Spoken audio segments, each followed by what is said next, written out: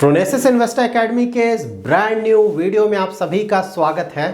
इस वीडियो में हम टॉप मल्टी कैप फंड्स के बारे में डिटेल से जानेंगे एंड एज ऑलवेज मैं सिर्फ आपको टॉप मल्टी कैप फंड्स का नाम नहीं बताऊंगा बल्कि कंप्लीट सिलेक्शन प्रोसेस बताऊंगा जिसके थ्रू हम इन टॉप मल्टी कैप फंड्स को सेलेक्ट करेंगे।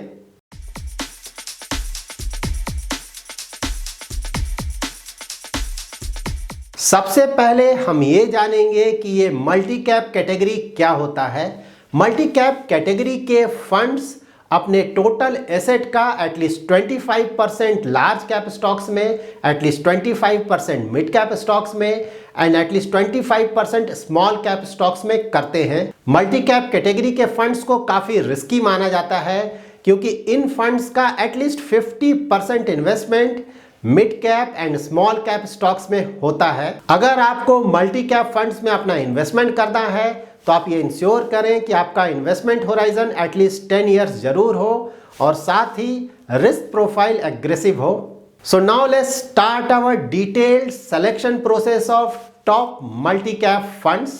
मल्टी कैप कैटेगरी में टोटल 10 फंड्स हैं। आउट ऑफ दीज 10 फंड्स हम वैसे फंड्स को अपने फाइनल लिस्ट से रिमूव करेंगे जिनका AUM that is asset under management 500 crore से कम है, या फिर वैसे फंड्स को हम अपने फाइनल लिस्ट से रिमूव करेंगे जो कि रिलेटिवली काफी न्यू फंड्स हैं जिन्होंने अभी तक अपना 3 इयर्स भी कंप्लीट नहीं किया है। So out of these 10 funds हम जिन 2 फंड्स को अपने फाइनल लिस्ट से रिमूव करेंगे वो फंड्स हैं ITI multi cap fund and Sundaram equity fund.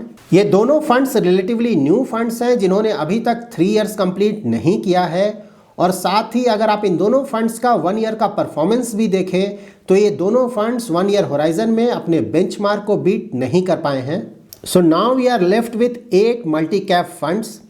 Out of these 8 multi cap funds हम वैसे फंड्स को अपने फाइनल लिस्ट से रिमूव करेंगे जो कि 3 या 4 होराइजन में अपने बेंचमार्क को बीट नहीं कर पा रहे हैं। जब भी हम किसी भी actively managed mutual fund scheme में अपना इन्वेस्टमेंट करते हैं तो हमारा एक्सपेक्टेशन ये होना चाहिए कि वो एक्टिवली मैनेज्ड फंड अपने बेंचमार्क को consistently over a long period of time जरूर बीट करे।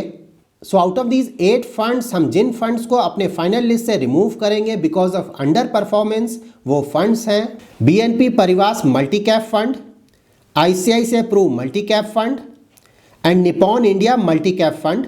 Out of these 3 funds BNP परिवास multi cap fund and ICICI Pru multi-cap fund across all 4 horizon that is 1 year, 3 year, 5 year and 10 year अपने benchmark को beat नहीं कर पाए हैं, जबकि Nippon India multi cap fund across 3 horizon that is 3 year, 5 year and 10 year अपने benchmark को beat नहीं कर पाया है।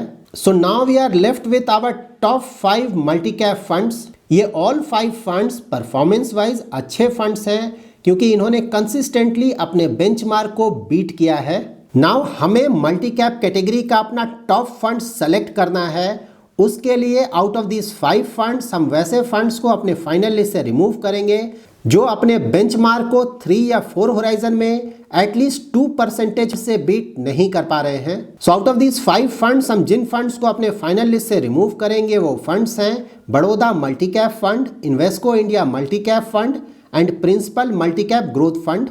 Once more I am repeating, all 3 funds performance wise अच्छे फंड्स हैं क्योंकि इन्होंने अपने बेंचमार्क को कंसिस्टेंटली बीट किया है। हम इन फंड्स को अपने फाइनल लिस्ट से सिर्फ इसलिए रिमूव कर रहे हैं क्योंकि हमें मल्टी कैप कैटेगरी का टॉप फंड्स सेलेक्ट करना है।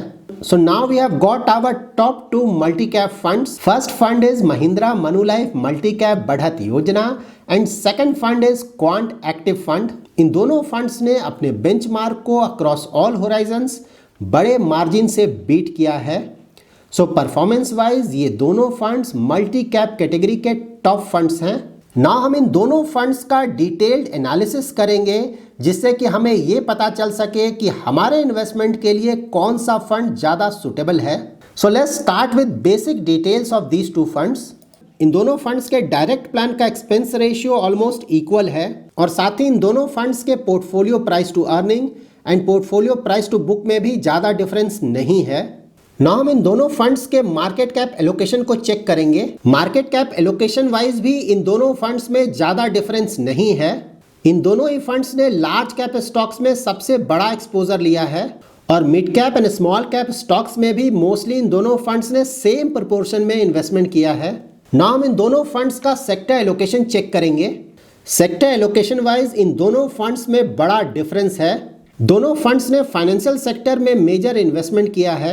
महिंद्रा मनुलाइफ के मल्टी कैप फंड ने केमिकल सेक्टर में काफी बड़ा एक्सपोजर लिया है एट 9.65%, जबकि क्वांट एक्टिव फंड ने मेटल्स एंड कंस्ट्रक्शन सेक्टर में काफी बड़ा एक्सपोजर लिया है। So sector allocation wise Quant active fund का सेक्टर एलोकेशन थोड़ा ज्यादा रिस्की माना जाएगा, क्योंकि इस फंड ने मेटल्स एंड कंस्ट्रक्शन सेक्टर में काफी बड़ा एक्सपोजर लिया है। ये दोनों ही सेक्टर्स सिक्लिकल सेक्टर्स हैं और जब भी मार्केट में किसी भी तरह का करेक्शन आएगा तो इन दोनों सेक्टर्स में भी आप बड़ा करेक्शन एक्सपेक्ट कर सकते हैं।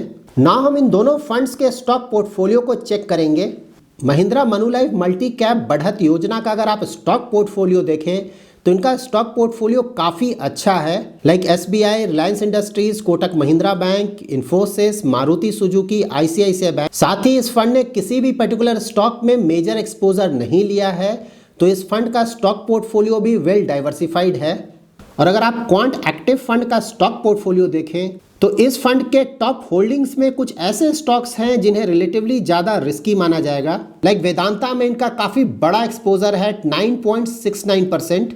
साथ ही इस फंड ने इंडिया बुल्स रियल एस्टेट में अपना इन्वेस्टमेंट किया है और अदानी ग्रुप के कुछ कंपनीज में भी इस फंड ने अपना इन्वेस्टमेंट किया है।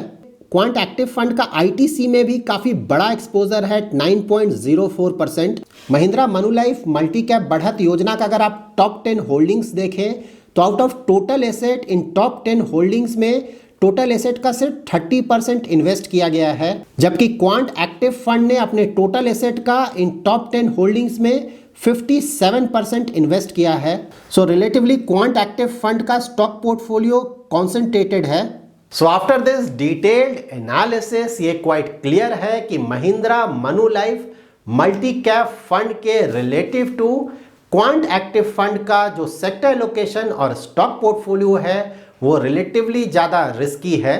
अगर आप थोड़ा ज़्यादा रिटर्न्स जनरेट करने के लिए ज़्यादा रिस्क लेने को रेडी हैं तो आपके लिए क्वांट एक्टिव फंड एक अच्छा ऑप्शन हो सकता है। और अगर आपको एक ऐसा फंड चाहिए जो कि अच्छा रिटर्न्स तो जनरेट करे लेकिन रिस्क थोड़ा कम हो, इन दैट केस आपके लिए महिंद्रा मनुलाइफ का मल्टी कैप फंड अच्छा ऑप्शन हो सकता है। अगर आप मल्टी कैप कैटेगरी के इन टॉप फंड्स में अपना इन्वेस्टमेंट कर रहे हैं तो आप ये ध्यान में रखें कि ये दोनों फंड्स रिलेटिवली न्यू फंड्स हैं। महिंद्रा मनुलाइफ का मल्टी कैप फंड 2017 में लॉन्च हुआ था और क्वांट कैपिटल ने स्कॉट्स म्यूचुअल फंड को 2018 में खरीदा था।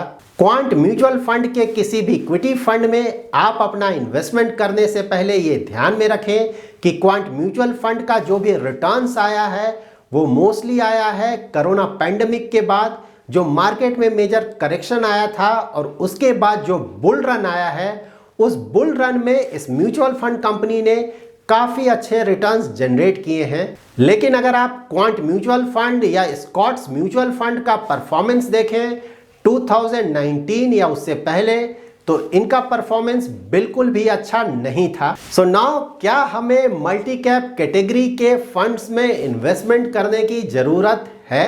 अगर आप मल्टी कैप कैटेगरी के फंड्स में अपना इन्वेस्टमेंट करते हैं तो आपको एक्सपोजर मिलता है large cap, mid cap and small cap, इन तीनों तरह के मार्केट कैप के स्टॉक्स में। तो अगर आपके पोर्टफोलियो में already large cap, mid cap and small cap के फंड्स हैं तो आप मल्टी कैप कैटेगरी के फंड्स को अवॉइड कर सकते हैं। So that's it in this video. अगर आपको ये वीडियो पसंद आया है तो जरूर लाइक एंड शेयर करें और अगर अभी तक आपने हमारा YouTube चैनल सब्सक्राइब नहीं किया है तो जरूर सब्सक्राइब करें। Thanks a lot for watching.